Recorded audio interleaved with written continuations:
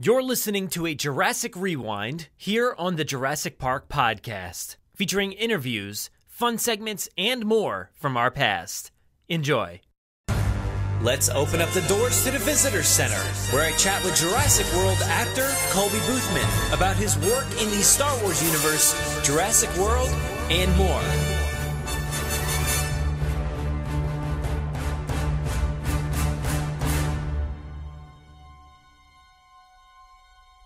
Today, here in the Visitor Center, we welcome in actor Colby Boothman, who you know from his work in Jurassic World as Leon the Raptor Handler. How you doing, man? Good. How are you? Thanks for having me. Good. Yeah, I'm really grateful for you to come on here and talk about all kinds of things here. We got a lot of topics to discuss. Yeah, I'm excited. Yeah, so what I do is I typically start my interviews off with a super cliche thing here for this podcast. It's a really, really tough question I like to ask everybody. And in your case, it's actually kind of fitting. So here it is. It's tough. Are you ready? I'm ready. Hit me. So if you were stuck in a kitchen, just like in the first Jurassic Park, with a raptor, what are you going to do, and would you make it out alive? Hopefully I would get saved. And if not, close the gate and cross your fingers. Yeah, you know, it's a tough situation, man. You gotta think quick. You gotta look around for anything to use to defend yourself, or hope to get saved in your case. I would probably hide, and fortunately today we have cell phones, and as long as you have a good signal, maybe text some of the buddies and tell them to come over and maybe whisper to the raptors and see if they won't leave me alone. Yeah, I mean, just throw up your hands and do the pose, and they'll probably stop, right? I mean, they're tamed. That's the universal go away or stop signal for the raptors. Now, we've been working on that. We don't have 100% success, but, 2% is better than nothing.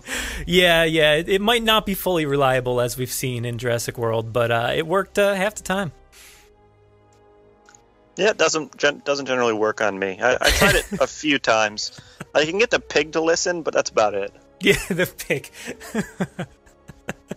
All right, so before we actually get into all the Jurassic World stuff, I wanted to start off by talking about your work in the universe of Star Wars. Now, this is obviously a Jurassic Park podcast, but for me, Star Wars is one of my favorite things ever, and I really love to see that you're actually involved in it.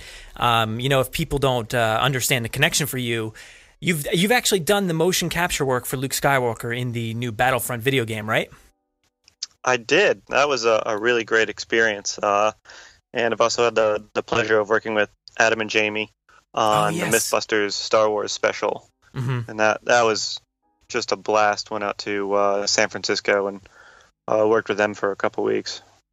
Yeah, that was it. Was that like, how do you get involved with something like that, especially for Mythbusters? Obviously you have a ton of skill when it comes to lightsabering. Yeah, the way I got started doing the Star Wars sword work and playing Luke Skywalker in Battlefront and the various things that I've done is about 4 years ago. I took a class with Nick Gillard, who was the stunt coordinator and sword choreographer, sword master of the Star Wars prequels. Oh, nice. And I guess I did all right. But I had a lot of experience growing up, sword fighting and fencing and various styles of blade work. I started fencing when I was about 10, 11 years old, and by about 12 or 13, I was fencing at the highest competitive levels.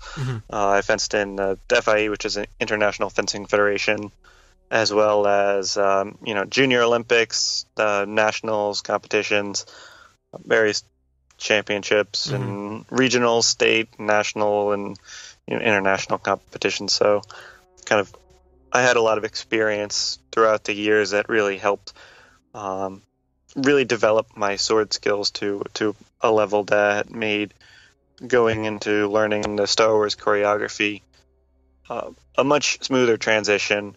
And the choreography is very different. It's more of a dance than a traditional sword choreography that we know from even the original Star Wars was is kendo based, but the prequel style that Nick Gillard invented for the films is fluid and it is acrobatic in a nature that we haven't seen any other series, and to date, anything that you're going to see of that style is, for the most part, I would say, inspired by the works that were created for the prequels. And I've been very fortunate to learn the prequel style directly from Nick. And when certain things come up that I might be apt for, Nick would send me off on those jobs, and do the best that I can for them. Yeah, that fencing seems like a very meticulous sport. It looks like it takes a ton of control and skill, and unfortunately, it's not something that we're exposed to too often. You can't. I don't know. Typically, I don't just turn on ESPN and see fencing on there. You always have to wait until the Olympics come around to actually get some exposure. So, how is it that you actually, just dive into something like fencing? Fencing is something that's done competitively around the world, and certain places are going to be better than others for learning. I first started learning fencing in Rhode Island, and that was at the Rhode Island Fencing Academy and Club under Alex Ripa. And that is probably that is without a doubt one of the best schools in the world for fencing. So if you happen to live in Rhode Island or the New England area, there's a lot of very highly competitive schools in the area. There's some bias towards Rhode Island because that's where I learned, and they are very, very good. You will always see them coming out at the top of any competition around the world. Oh, wow. And other places in the area, New York is incredible, as well as Boston, New Hampshire. The New England region is very strong and competitive for fencing. It's also, for those of you who are looking for something to maybe dive into or try, it's not easy. A lot of people go into it thinking that it's something they can transition to from other sports. It's much faster. The speed of fencing is unlike anything. Even baseball, I would say, would have even people who train with reaction times of the highest level will have difficulties with fencing.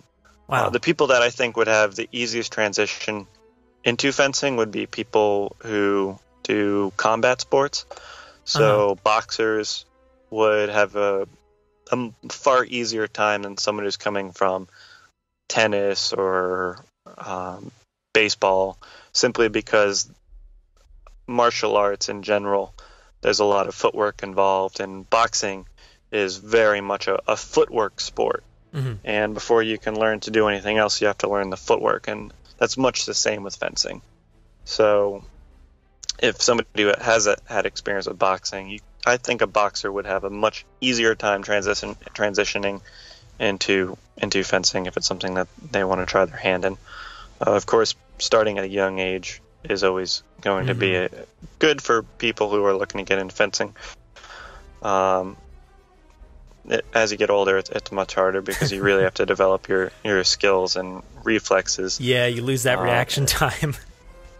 Yeah, and if you can't keep up with that reaction time, you're going to have it more difficult. I'm not going to say don't go and try it. It's a lot of fun, and anybody can jump into it and take classes. I've met people of all ages who get started on it and start going to competition. People who started in their 40s and then start doing competition. They might get their ratings and go to the national competitions and can do quite well learning from a later age. I know a lot of coaches who have even done that.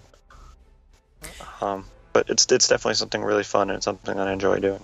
Yeah, I mean, obviously it worked out for you, and you must have been like a huge Star Wars fan ahead of time. So when you're out there fencing, are you thinking about, your lightsaber moves or anything? Are you thinking that potentially one day I'm going to use this skill somewhere else?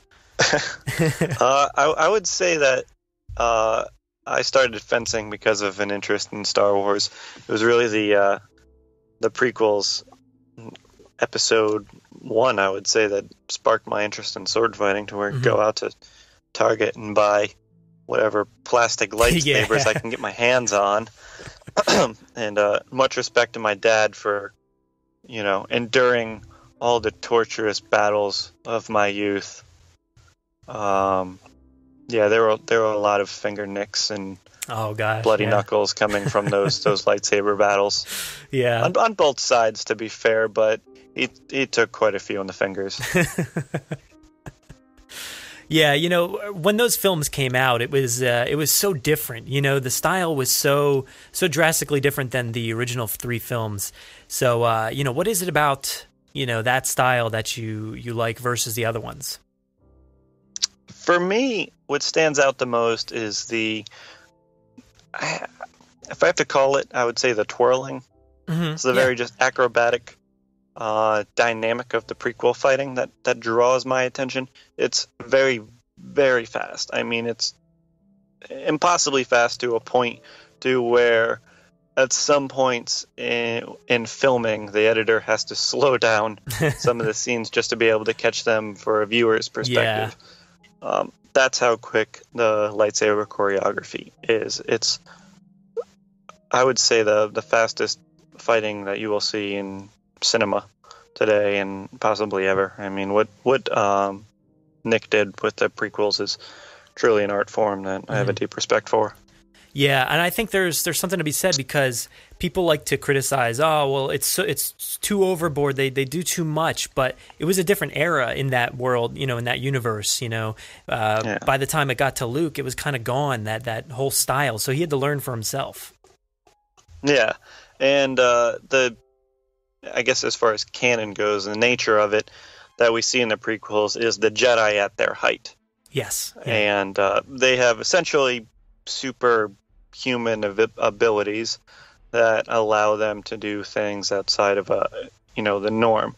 So while we can't really compare it from a human perspective as being a realistic style of combat, if we were to impose this supernatural abilities, then we would do things that wouldn't seem conventional to a normal combat point. And that's kind of what I think the direction and the writing that Lucas had for it came into play to create this very fast motion choreography that was developed for the prequels.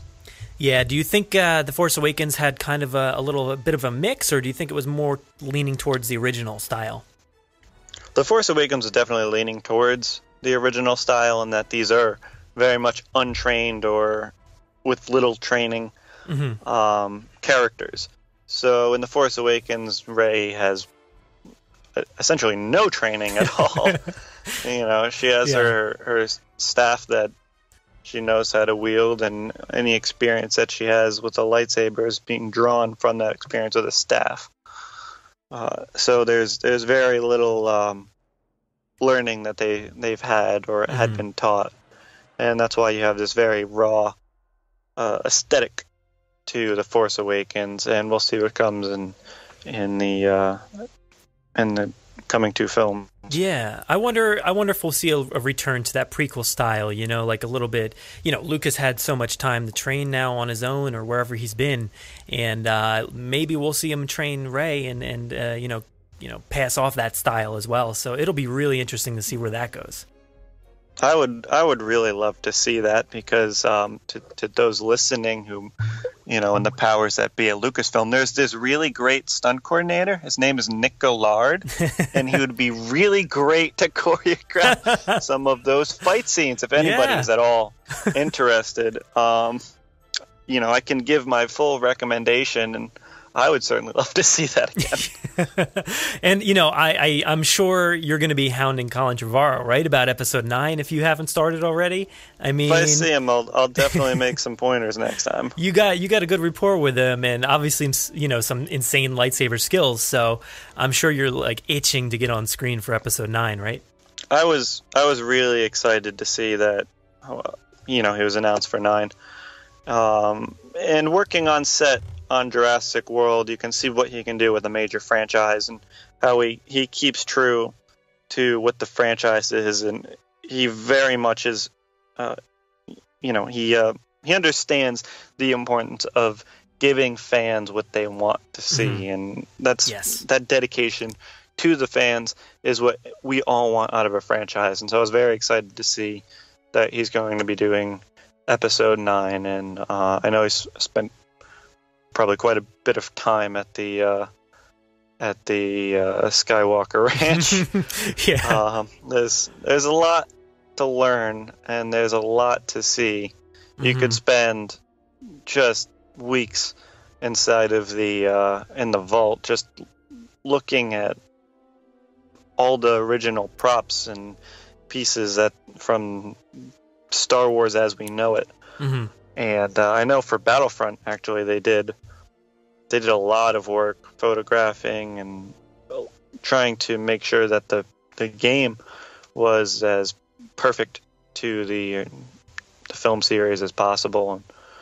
And they went on to the locations, and they really did an incredible job. DICE did an amazing job of creating the visuals for Star Wars Battlefront.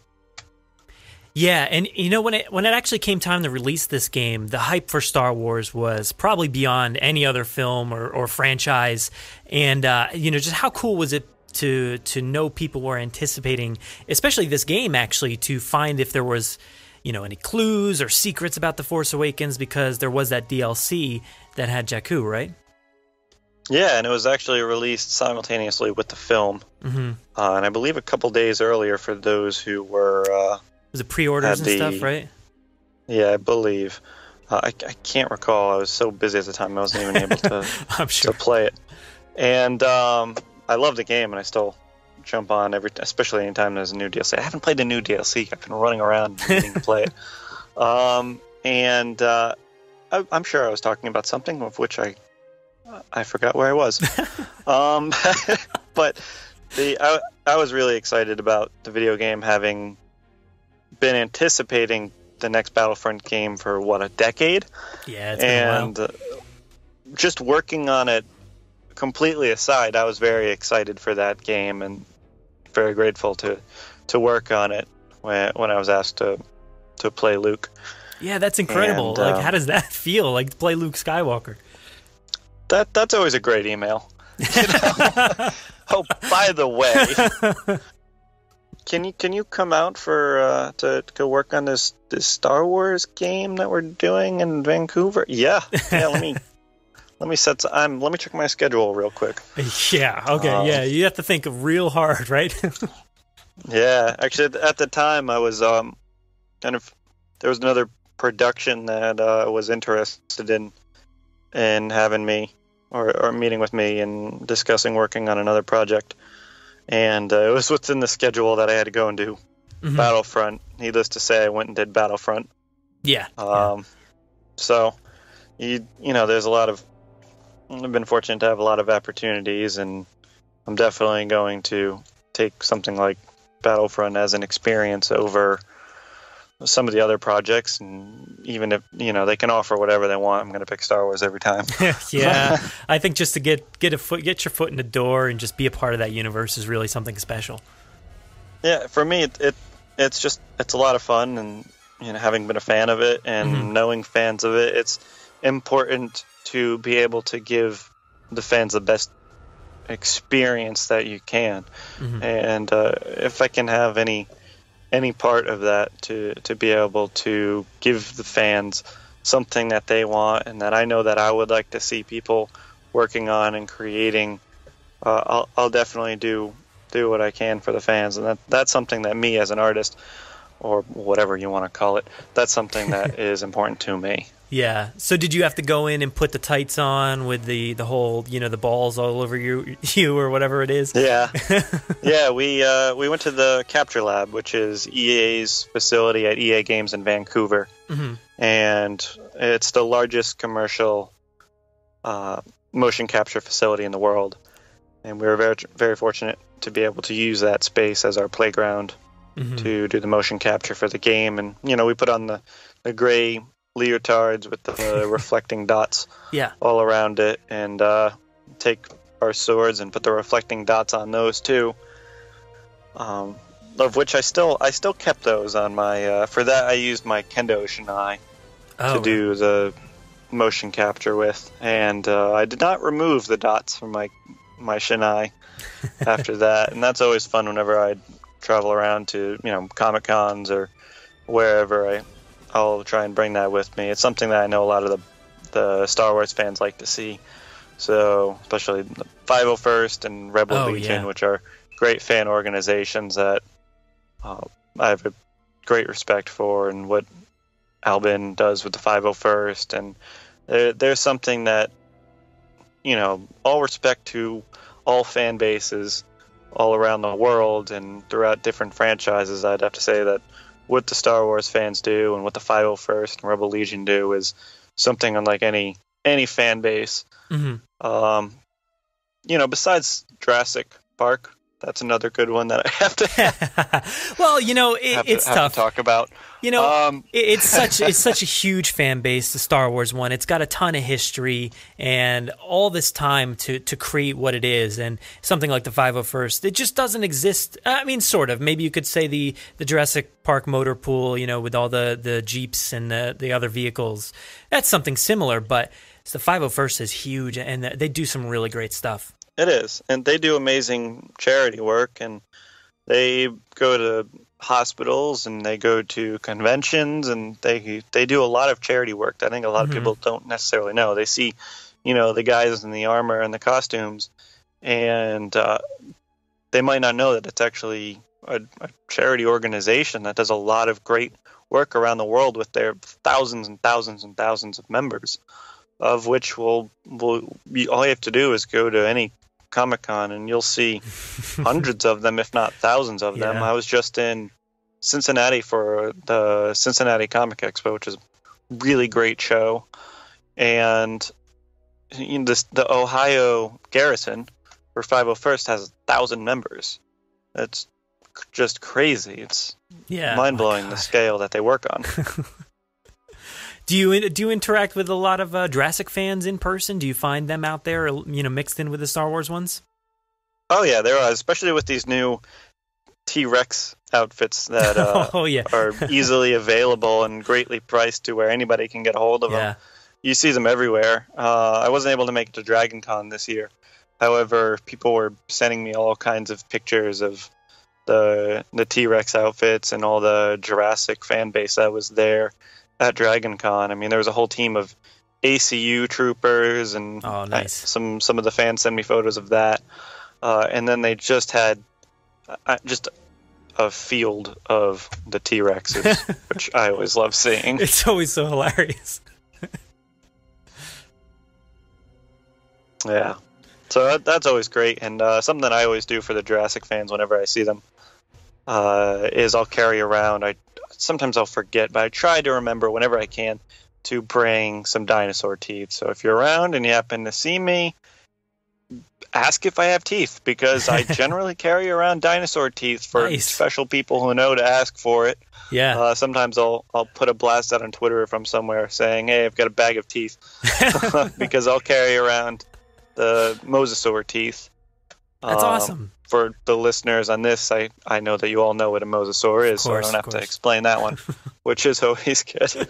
But people like getting mosasaur teeth. It's such an iconic dinosaur that is now attached to the Jurassic Park franchise through Jurassic World, and it's always exciting to be able to hand out these 60-million-year-old teeth just around. It's just incredible to have a pocket full of 60-million-year-old living massive creature teeth in your pocket. Just wonder where they've all been in their lifetime. Yeah. Well, switching over to some Jurassic stuff, but staying in the game genre here, you had your character as a Lego character in the Jurassic World game. Did you ever expect something like that to happen? Nope, that is definitely a bucket list if there ever was one. Seriously. And it's really cool to have my Lego character in the video game running around. I can play as my character, which is never something I thought I'd be able to do. I mean, it's one thing to have a character in a video game. It's another thing to be a Lego character in a video game. Like, it's just another step of awesome. It's just really cool to be able to, to see that representation. And especially with the new thing. And they kind of did some light changes for the new Lego mini-series, Lego Jurassic World and Dominus Escapes, which is a fun video that is freely accessible on the internet to fans that want to check it out, which is the Lego Jurassic World miniseries. And you can find that on Facebook and YouTube or literally anywhere. Yeah, that thing is awesome. I know the reaction has been really, really great. It's so much fun, and obviously it's something made for kids and to identify with the younger crowd, which is great because Jurassic movies are violent, and they're kind of disgusting at times with all the blood and gore, but this is something that kids can enjoy. That did not stop my parents from showing it to me. No, that's true. Yeah, we all kind of came into this as kids, at one point. A lot of us, some of them didn't, but it's great to have something like this for kids. Yeah, and Jurassic in general, it's terrifying and it's imaginary at the same time. Mm-hmm. It's something that we as kids, we all love dinosaurs. We'll watch BBC's Walking with Dinosaurs or documentaries, read books, fossils and paleontology in general is just a fascinating subject, and to have this franchise that's so closely tied into something that we as kids all love to learn about, I think is really great. I know it's inspired a lot of people to become paleontologists or have the fascinations and collections and to learn about something, and that's something that I think is important to all of us.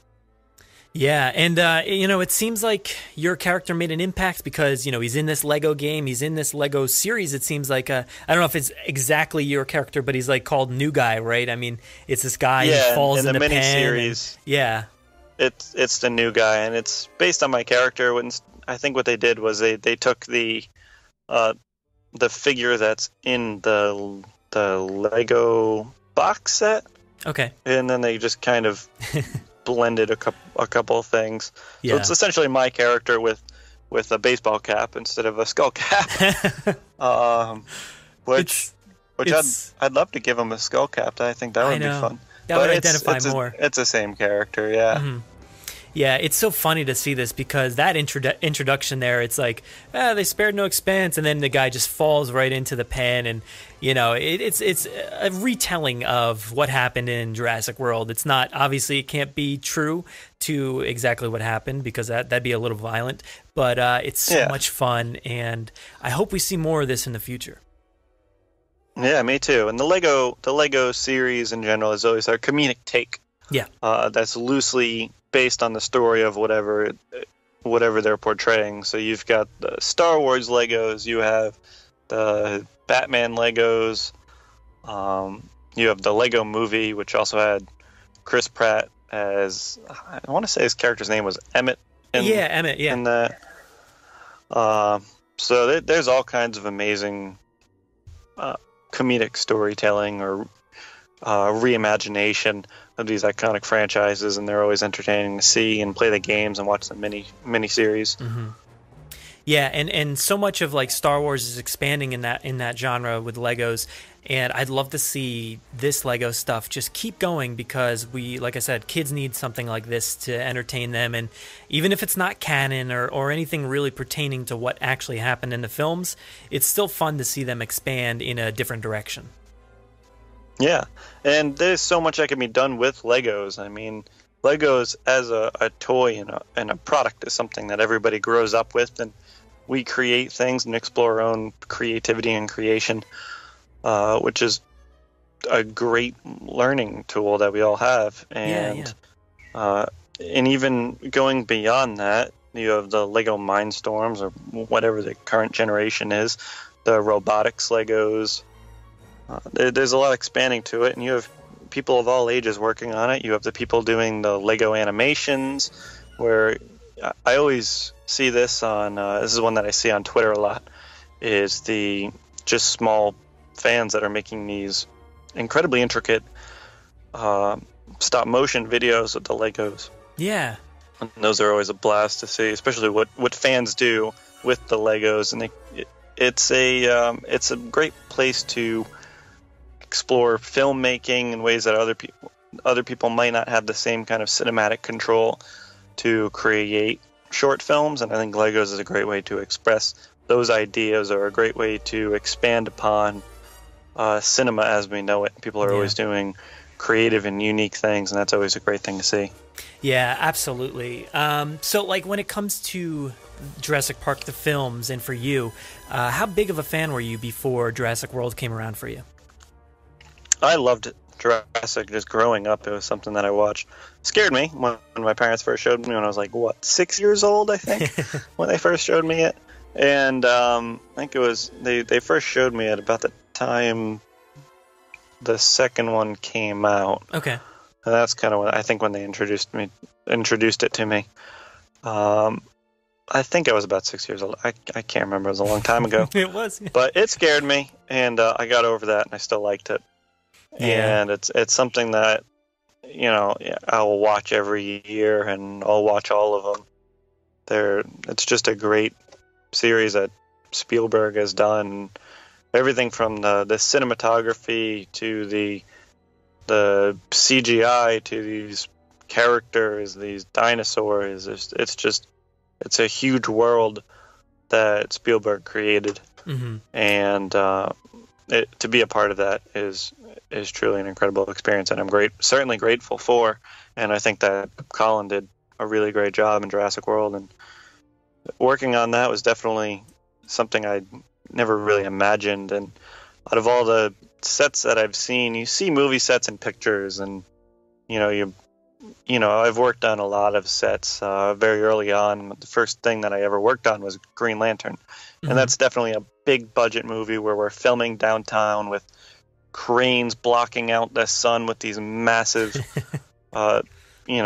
these massive silks that are just taking over the sky to create shading, and these big sets, and you get a feel for big blockbuster films from that.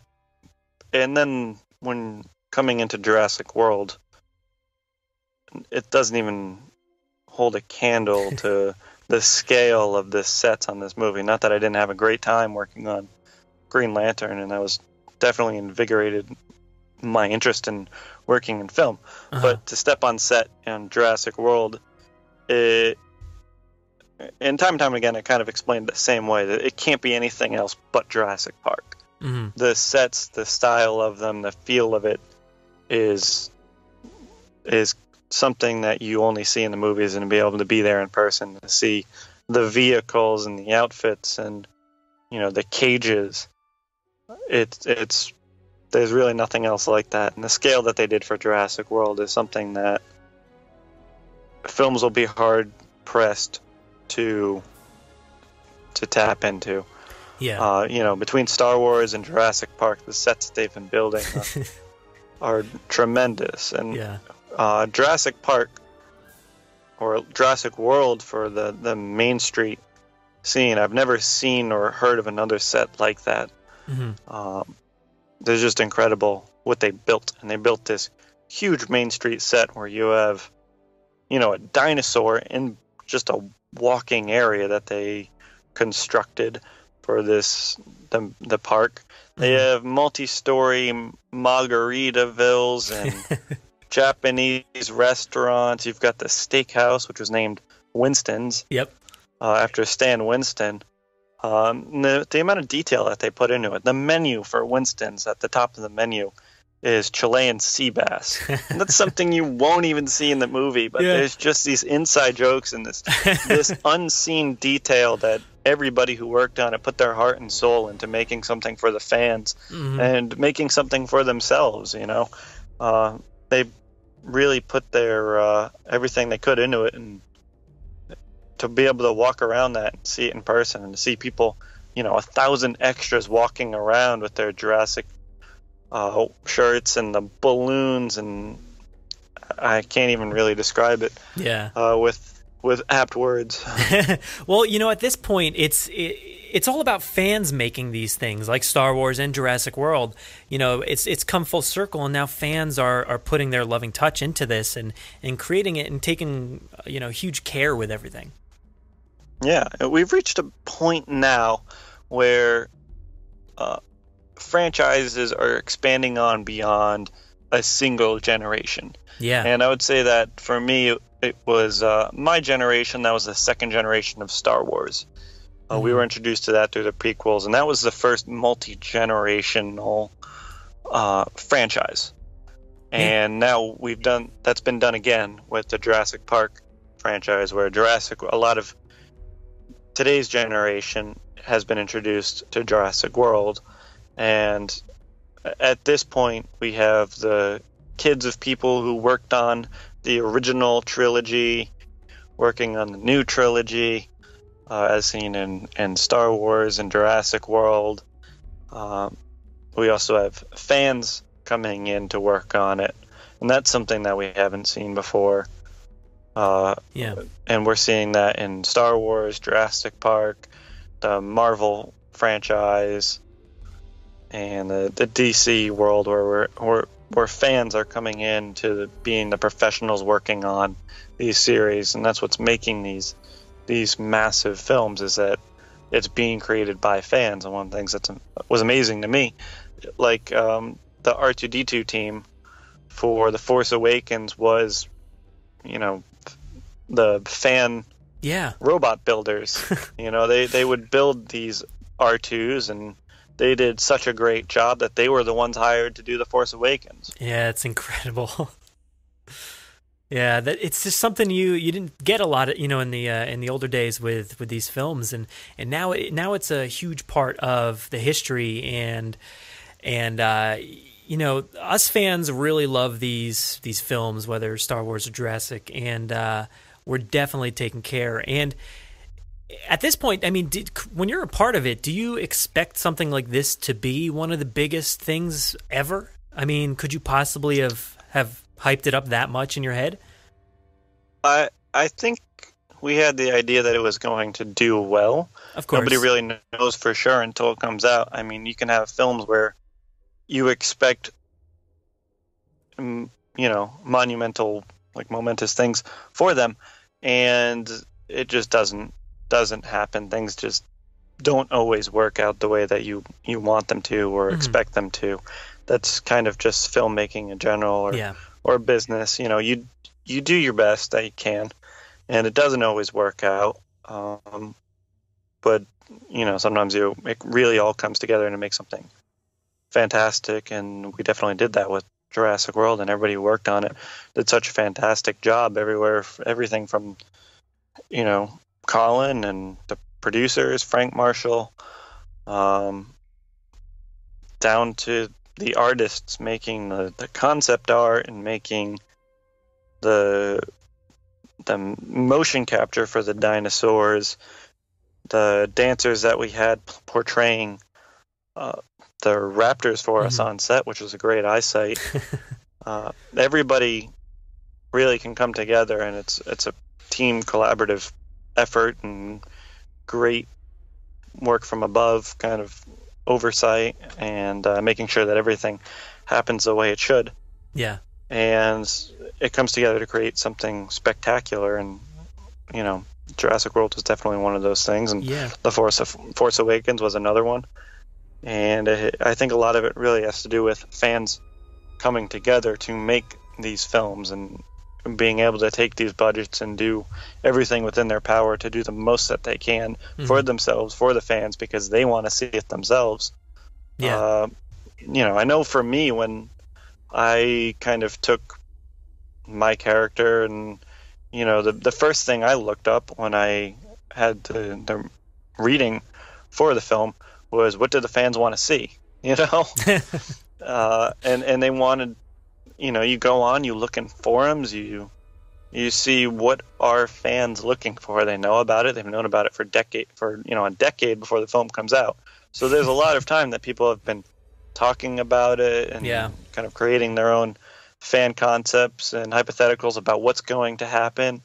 And you can read what the fans want. And any time where you can take this fan base and take people's desires and expectations and try to give that to them is something that helps, I think, filmmakers in general. I know it's something that I definitely look for any time that I'm working a part of a franchise or I'm going to have some involvement. It's always, what do the fans want?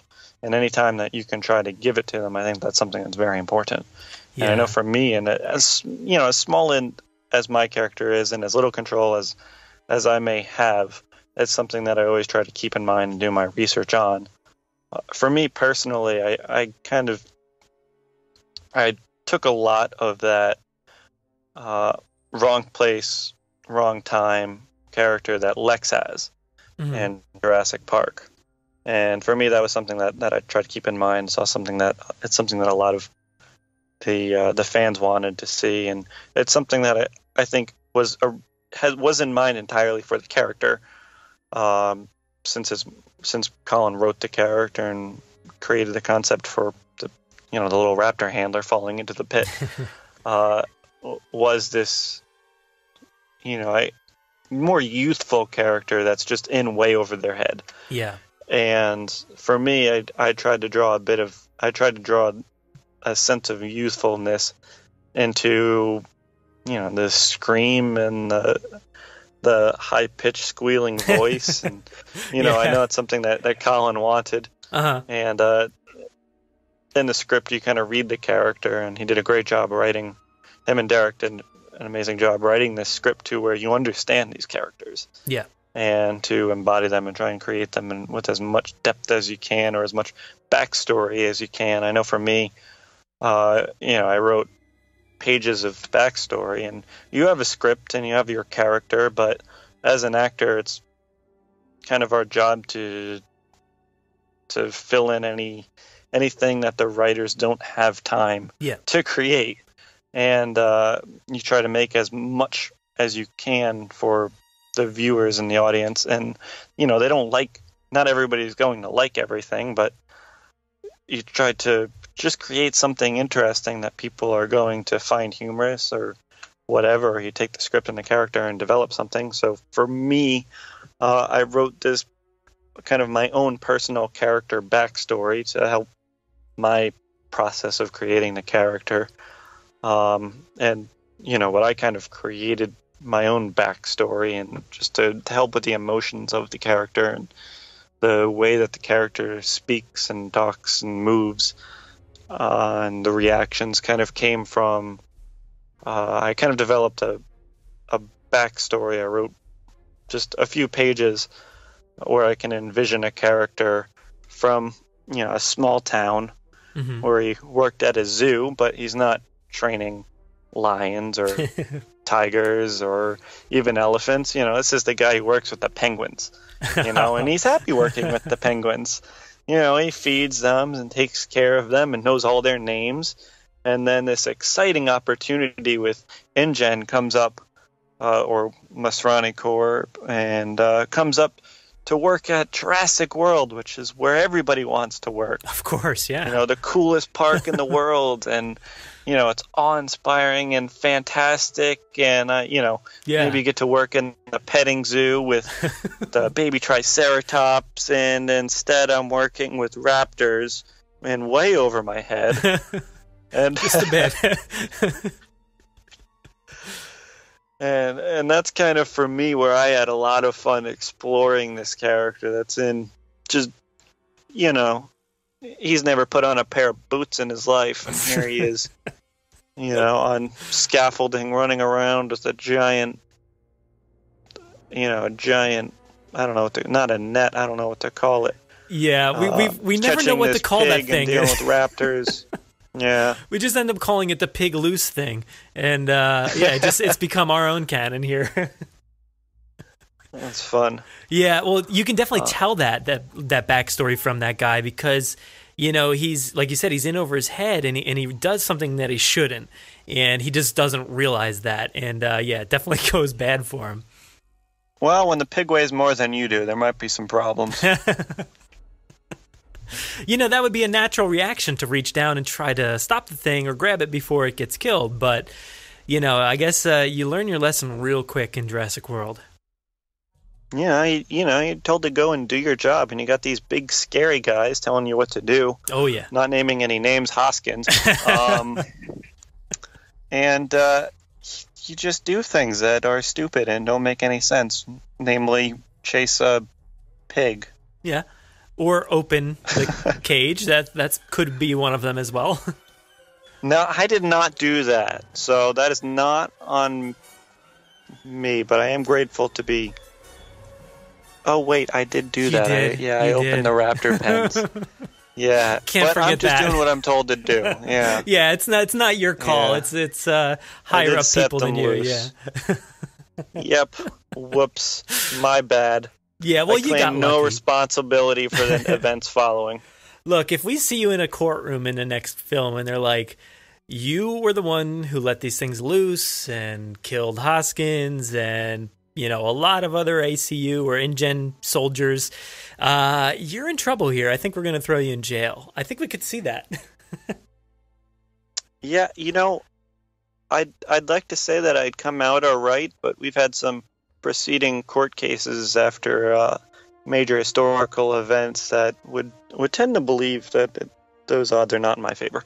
Yeah, I don't know. I mean, that's always one of the questions we have with a follow-up here is like, does anybody have to pay for the events there or the choices that were made?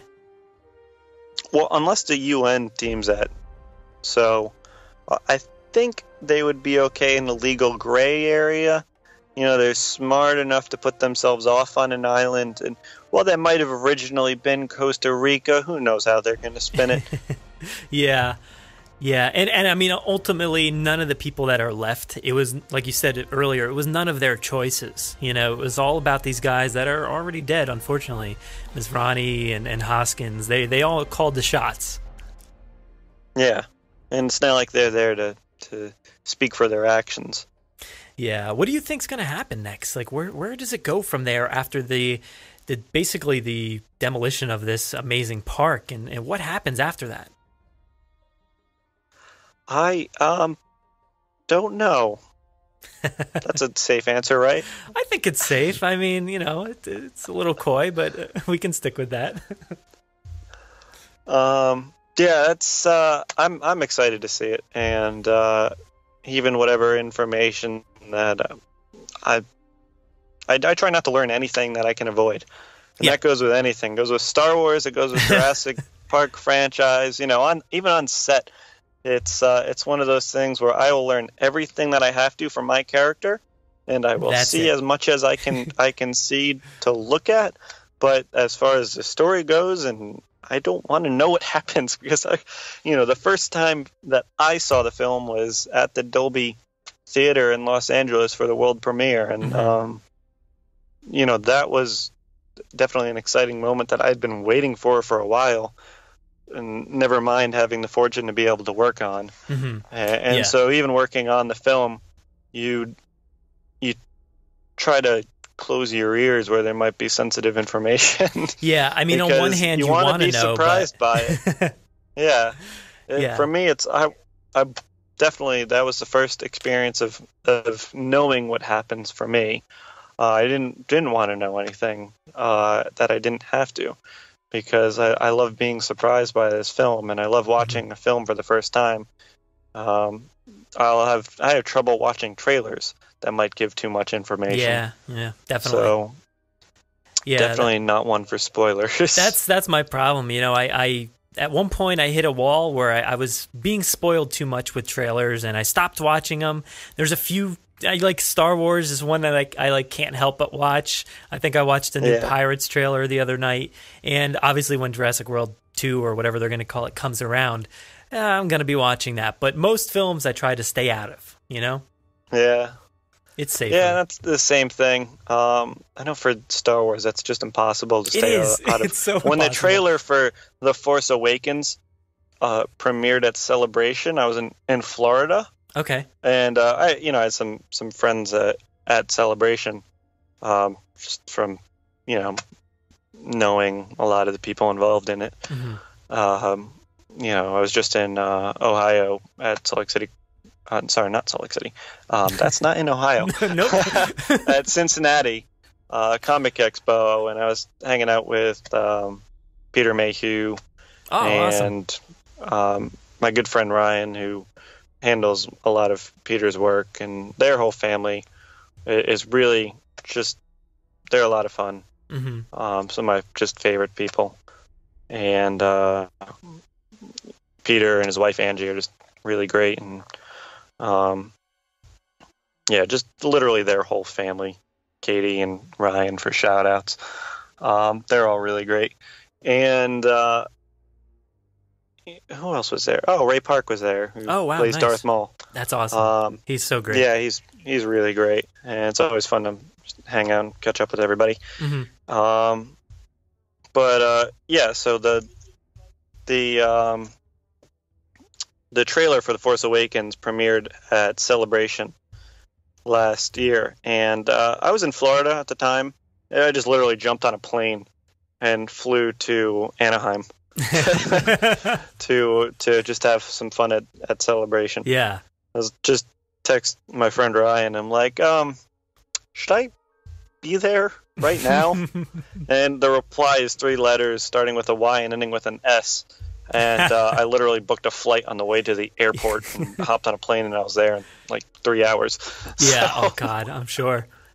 Yeah, that was something special. Like that whole lead up to that film, it was unprecedented. yeah. I hope we get something like that. Like the fan base and the love for Jurassic World 2. I think it's going to happen. So many people loved this new, not reboot, but restart of the franchise here, and I think it'll be something special next time around too. Yeah, it's exciting, and on Jurassic World and Star Wars, it's really great to see what they're doing. I know I'm looking forward to Celebration Orlando. Oh yeah, coming up. That's always fun. It's really great just to see these collective of a fan base. There's just nothing like it when you see, literally thousands of stormtroopers walking around. And that's something that Celebration is unlike anything else. You meet people from all over the world. In my pocket right now, I've got the 501st coin for Badlands Garrison, which is, I want to say they're out of Calgary. Okay. Yeah, they just got a coin to me, so shout out to those guys. That's awesome. Thank you very much. And it's just amazing to meet people from all over the world. I think Celebration last year, I'm hanging out with a bunch of the guys from Ireland, the Irish Garrison, and Japanese and garrisons, and just literally all over the world. Mm-hmm.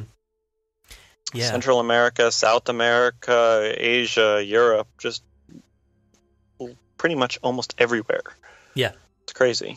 Yeah, it's something about the con communities, the social media communities. It's really building all these franchises and bringing so many people together. Just in the Jurassic franchise alone, you might not realize how big the fan base is until you hit up something like Twitter or Instagram, and you find all these amazing people. And you've definitely embraced that social media community between Jurassic and Star Wars. So how does something like that impact you on a daily basis with your online presence? I think I spend too much time on my phone. Yeah, totally agreed. It's exciting, and it's something that I love seeing. I love seeing the art that people do. That's one thing that I'm always looking for. Is I'm always trying to find the artists that make these fan art, and they send me things, and I find things, and I'm always trying to find new things that people are doing. Mm-hmm. And art is always something that these fan bases are always kind of pushing the boundaries, or doing something darker, or doing something that's anime inspired, or these crossover universes that people will pull together, like Star Wars Pokemon crossovers or whatever fan base. It's really fun to see. I always love seeing these crossovers. Like the other day, I saw a shirt that was a Pokemon, Digimon, and Mean Girls crossover, where it was a group of Pokemon. It was Bulbasaur, Squirtle, and Charmander, looking at a nearby Gatomon, and then the one of the Pokemon. It was like Squirtle says she doesn't belong here, or she doesn't go here, or something like that. Just these hybrid references I love it. Yeah. You see in memes and art and all kinds of things. It's really fun. Yeah, there's this one shirt I just saw recently. It's the Jurassic logo, so you got that red and yellow, and that's that shape that they have for the symbol. But inside it says Epcot Center, and it's got the giant the Spaceship Earth ball. It's one of those like crossovers that I'm like, I need to buy that shirt. I love it because I love obviously Jurassic and all things Disney. So yeah, that's fun. One thing that everybody always wants to see, and someone's got to make this something. This would be great to see. Is everyone keeps saying that that I need to be riding a raptor with 2 lightsabers in hand. Oh my God! Yes, that needs to happen. This is the call. Make my life. That'd just be it. Yeah. This is the call. Whoever out there has some amazing art skills, make this thing happen. Just make that a spin-off where we just connect Star Wars and Jurassic World. Looking at you, Kathleen Kennedy and Frank Marshall. Yeah, they know something about these franchises. I think it would work out. Yeah. That's something though. Like with the whole Chris Pratt doing his Pratt keeping there with the Raptors. That's obviously become an insane, huge meme that has these crossovers, like you said. I've seen everything from Link from Zelda, with his hands out with 3, cuckoos or whatever they're called there. It's just one of those things that has this cultural impact that I'm sure when you're sitting there filming that, do you have any kind of expectation that that's going to become this giant meme? You really have no idea what's going to become of it. It's not something that you think about, No. You're spending time in the moment, creating what you're supposed to be creating. Sometimes you look around and you're like, wow, this is amazing. Oh, we're rolling. All right. They're just so awe-inspiring especially to be on set and to see these things. It's just, you're sitting there with a big grin on your face whenever you're not filming. Yeah. When I'm not terrorized, I'm smiling. There's a giant grin. Just looking at the Mercedes G-Classes with a giant Jurassic World logo that we had on, just everything about it. Yeah. Me being a car nut, it was really cool that we had the G-Classes, which is one of my favorite cars. Let alone the 6x6, which is just this just massive vehicle, which I think they have the Jurassic World. Last I checked, I believe it's at the Mercedes-Benz Museum in Germany. So for anybody who's out there, go check that out. Yeah.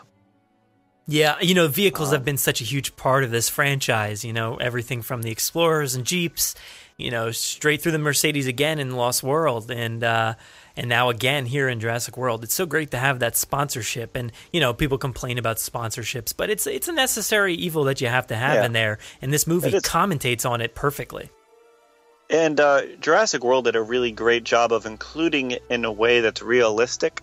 Mm-hmm. So while there's, Main Street and everything, the Samsung Innovation Center, everything is branded. Like literally everything. I'm walking around on set and I look inside one of the vendors, just walking through on Main Street to check things out, look in the vendors, and there's Peeps marshmallows. Oh, man. Literally Jurassic World Peeps marshmallows. I don't know if that ever made it on screen or whatever, or if that's something that can be I can't see any reason why that can't be talked about. It's Peeps, yeah. They exist. That's fine. And that's so cool to see. Mm-hmm. I think they had, I don't know if it was like concept toy art or whatever it was, early versions of things that they created. It's just so cool to see. Like the Starbucks. Yeah. One of the first photos on set that was actually put out there was from the Jurassic World Starbucks. And most people didn't even realize that it was a Jurassic World set release, because Frank Marshall put up a photo holding a cup of Starbucks Jurassic coffee in hand. It's a picture on set in the Starbucks in his cup is the Starbucks logo that's been morphed to be, for Jurassic World. Mm-hmm. And it's something that I think I don't know if people even realized what that was at the time. But little things like that you just love seeing. And it's commercial, but it's awesome because that's how it really would be. Yeah. They did a good job of including it. Yeah. Yeah. They did a good job of including it in a way that is comedic, almost, actually is entirely making fun of the commercialism that goes into theme parks, like Universal Studios or Disney World, or that other one with the whales and whatnot. Not going to name it on air. No public exposure there. But yeah, it's something that's definitely a part of theme park culture. Yeah, you can't get away from it. It's just natural, and they made a commentary on it, but at the same time, you see these things on screen. You can't make that commentary without those products and without showing it. And I think it was a great way to showcase the greed and everything that's involved. Just mirroring exactly what Jurassic Park did back in the 90s. Yeah, and it's definitely something fun that, especially, it's hard to describe what it's like on the set, but when you are there and you see that in person, you just have a field day with it. Like every tiny little minute detail that they project onto this into the film that are details that you may not even make it because there's so many details there. Mm-hmm. It's just fun. Yeah, like the raptor paddock. Just kind of hanging on a clipboard on set is the safety precautions, in-gen safety precautions. It's not something that ever makes it on film, but it really immerses you in your environment when you're there. Yeah. Well, you need these details to make it believable. Like you were talking about earlier with the backstory for your character, you need to make everything seem real and legit and, something that exists in this world. And this movie certainly did that. Yeah, and it's something that, as an actor, you appreciate, especially in a day where so much is shot on a blue screen or a green screen. Mm-hmm. To have real sets that you're interacting with, that you're seeing, that you're there. You're not just, in a soundstage, staring at blue walls. It makes your job easier. You don't get the same, and that's part of the job, is being able to visualize all of this. Mm-hmm. And that's something we had to do on Star Wars Battlefront. Was we're on a soundstage. There's nothing around us. It's me, a gray suit and a sword, and you don't have the costume. You have to picture all the little things that you might have. It's something that you have to visualize. Yeah, that's where you got to give casts of Avatar credit. Yeah. I don't know how they do that. Avatar. There's nothing there. There's a few things here and there, but it's just wide open, and you gotta really work on it. So it's tough. Yeah, and that's having a visionary director definitely helps there. Mm-hmm. Abrams did a great job on Star Wars. Colin did a tremendous job on Jurassic, and I'm really excited to see what he does in Star Wars. And what James Cameron does in anything that's James Cameron. Anything. And he's got 5 more Avatars coming out. It's insane. Yeah, we'll see. I know that they're working on the Avatar portion of the Animal Kingdom. Yes, I can't wait. In Disney World, and that's going to be a lot of fun. Yeah, talk about immersion. They're going to immerse you so much in that world. That's going to be the fun incredible. thing about the Avatar visual, something that Disney does in general does really well with, is lighting. Disney does a really great job with lighting. Yes, whether it's their Disney movies or whether it's the Disney parks, they do a great job with lighting. So I'm excited to see what they do with the lighting spectrum and the Avatar part of the park. I think that'll be really cool. Well, you see the flowers and everything that they're creating, and the footsteps that you leave while you're walking along this pavement. It's supposed to interact with you. It's really cool.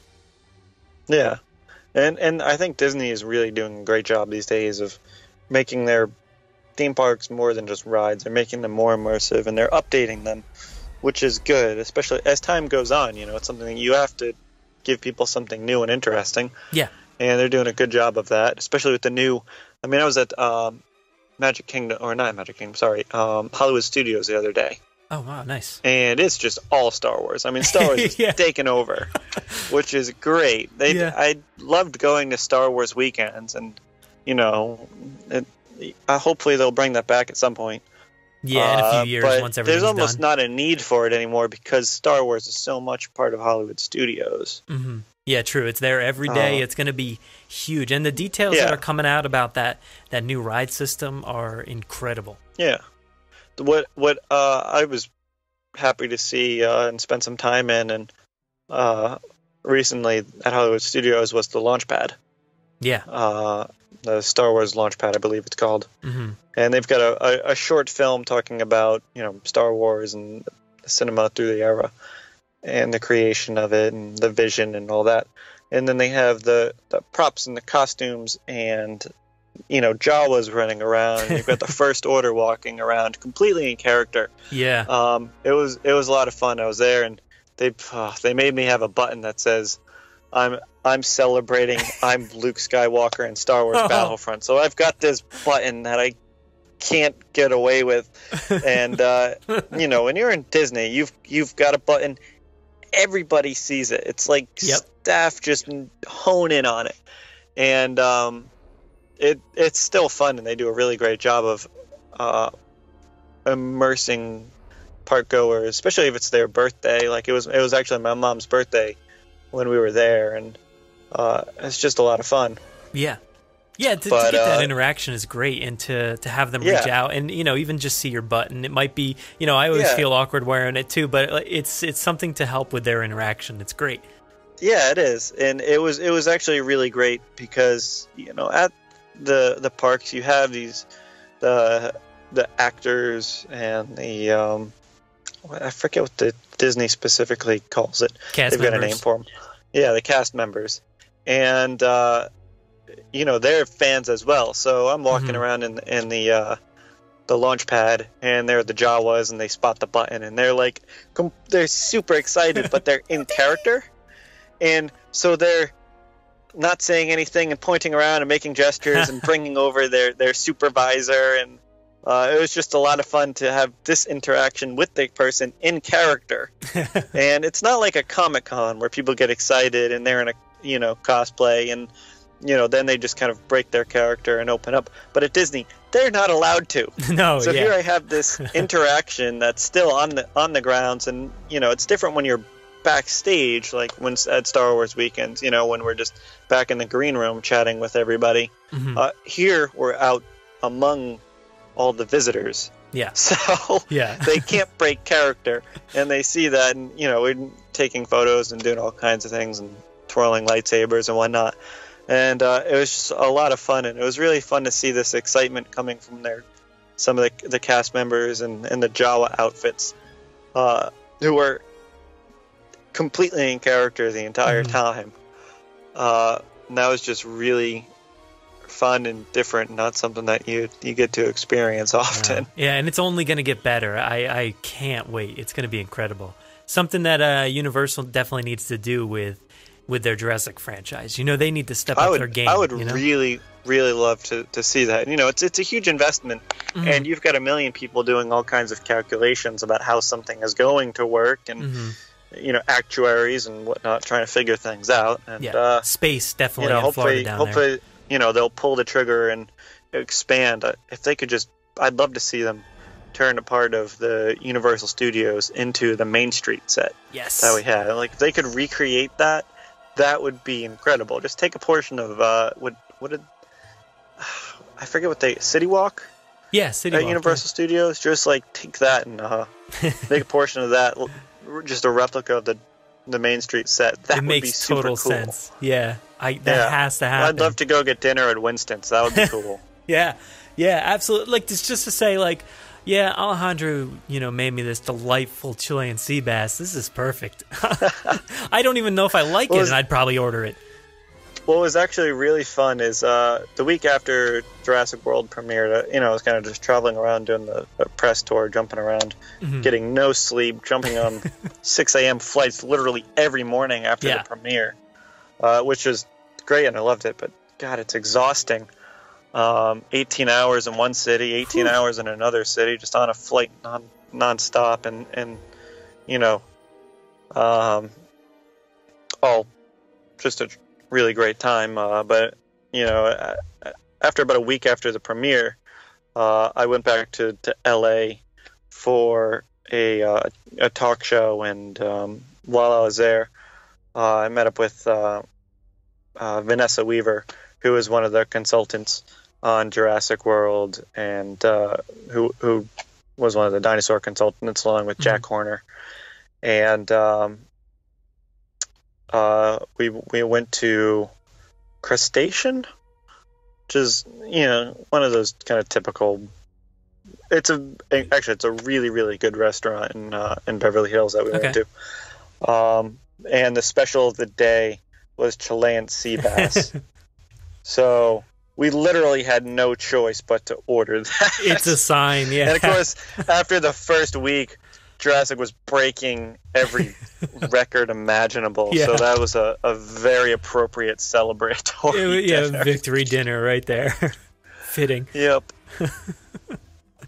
Yeah, well, I've kept you around here so long, and I don't want to hold you up all night, but I would definitely want to let people know. It's been really great. I want to let people know what you're up to next. Do you have anything people can see you in or find you in the near future? Yeah, we'll see what happens right now. There are a couple things that I'm talking with, and figuring out, and hopefully I'll be able to talk soon about things. Definitely. Other things I'm working on is a script that I'm working on, and I'm pretty dedicated on right now. That's long in the works and a long way to go on it. But it's something that I'm really happy with and excited about, and hopefully I'll be able to reveal more information about that. Occasionally I'll post a little thing about the script that I'm working on that people don't even, just like tidbits that no one's going to pick up on at the moment. They might try and figure it out, but wouldn't know what it is. But like the other day I posted it's a kind of clandestine styled film that I'm writing right now. And so the other day I was at a cafe and spilled coffee on one of my script pages. And so I put on that there's been a leak. And perfect. It being like clandestine, specifically the page is talking about radioactive poisoning. It's just like 4 inside jokes, and I'm the only one that's gonna get. Soon enough, everybody will get. So it keeps me happy, but hopefully I'll be able to reveal a bit more about that soon enough. Yeah. Well, anytime in the future, if you have anything you want to talk about, you're more than welcome to stop by again and talk more Jurassic and whatever you've got coming up in the future. Yeah, absolutely. Thank you so much for having me. It's been great. So where can everybody find you? I know you've got that great online presence, so tell everybody where to find you. I'm on Twitter, and I recently opened up my Instagram a bit more. I had it private for a while, and then my PR people are like, nope, that's not going to fly. You got to open this public. And get it whatever. Moving. It's still really great because that fan interaction, being able to talk with people. I can't answer everybody's questions, but I leave my direct messages open for people that do want to get in touch. And I try to at least see everything that I can, and I try to respond. I can't answer every question that comes in the door. But I do my best to reach out to the fan bases. It's just an incredible thing to be a part of, and to anytime you can make someone's day is something that I love to do. And you can find me at Twitter, Instagram. It's Colby Boothman or at Colby Boothman. My website is colbyboothman.com if you're having difficulty finding those links through search, which shouldn't really be a problem. But yeah, definitely, I'm always posting all kinds of fun things, and Star Wars or Jurassic or just fun Pokemon things in general, because God knows I'm spending hours every day on Pokemon Go. That's become an unhealthy addiction. Yeah, well, thank you so much, and good luck with your script writing there and everything else you got going on. It's my pleasure. Thank you so much. Yeah, we'll talk to Thanks you for again everything soon. that you guys do. It's always really great to see the podcast, and always good to hear from everything, because everybody has their own inside perspective, and these interviews are the only way that even I can find out about things that I've worked on. You're always finding out something new, and just being a part of something isn't enough. Like, I'm always finding out about things that I work on, or people tell me about even like inside stuff about my character. And it's always interesting to see what people know and what they come up with. Yeah. Well, we obsess a little bit as well. Oh, I do too. Yeah. But yeah, thank you so much for having me. No problem. Thanks again.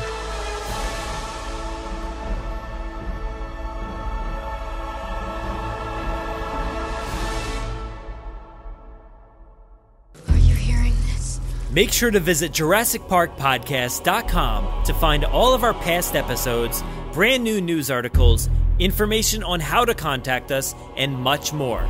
It's a great source for everything related to the podcast, and of course Jurassic Park and Jurassic World. Head to JurassicParkPodcast.com and help us build a great community. Anybody hear that?